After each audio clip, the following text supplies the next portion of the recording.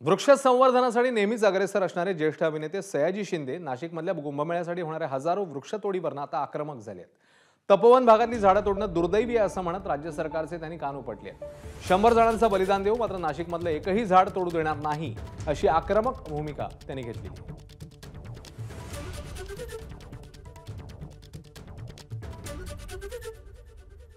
आता हे तपोवनचं तर मला इतकी फोन आणि माहिती येते।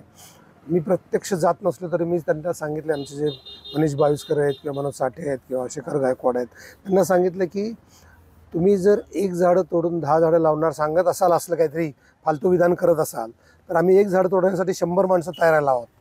आम्ही 100 माणसं तिथं मरू पण एक झाड तोडू देणार नाही, अशा पद्धतीचा पवित्रा घ्या म्हटलं। याच्या पुढं आपण हे झाडं तोडणं थांबवलंच पाहिजे। म्हणजे आज लोणंद सातारा रस्त्याला 4000 झाडं तोडतात तर 400 वडाचे झाड आहेत।